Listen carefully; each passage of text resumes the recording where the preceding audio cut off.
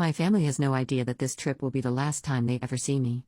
Honestly, I have no idea who this is for, but I think I just need it out of my head. The circumstances of my birth were complicated. I broke up 2 marriages, and my family has never been shy about how they feel about me for that. Only one of my brothers has gotten drunk enough to tell me to my face that he resents me for existing, but I know it exists within all of them, at least in some way. I'm much younger than all of my siblings, and there was so much that happened out of our hands that I made excuses for, but my whole life, I've never quite felt part of the family. As a child, I told myself we'd make up for lost time once I got older, and we could talk as equals. Now, at 23, I see glimpses of the life I wished I had, but in the end, I'm always too much trouble to be involved. I hear everything from my father. I had to find out my niece was in a car accident from him. I had to find out my other niece had a miscarriage from him. I had to find out my oldest brother had a brain tumor haphazardly on a phone call with my father, which he didn't even know I was unaware of. I've known for a while I'm the only one trying, but for the sake of my dreams, I've given every opportunity for them to let me in, but I just can't do it anymore.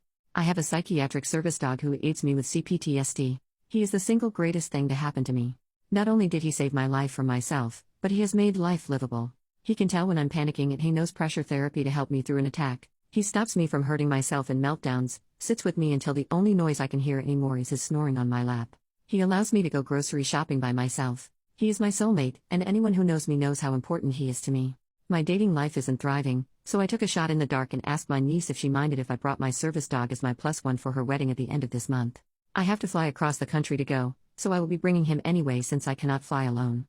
I figured it couldn't hurt to see if he could not have to stay in the hotel all night. I do not technically need him for the event, since I'll know every guest, and I will be drinking pretty heavily to cope, but getting to spoil him with a bow tie, dancing, and steak sounded like the perfect reward for helping me on my flight. Several times, I emphasized that I understood it was an odd request, and she could say no if she wanted. She was emphatic that he could come.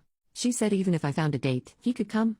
I was so excited. For once, I felt seen, I felt cared about, I felt valued, and then I got a call from my dad. No one wanted to make things awkward, but the mother of the bride was not okay with a dog being at the venue.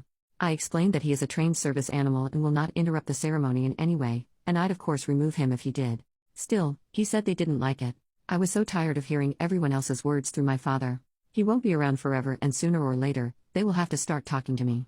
I had one request: let the bride tell me. When I asked her, she said yes, and until she told me she changed her mind, I was under the assumption he could go.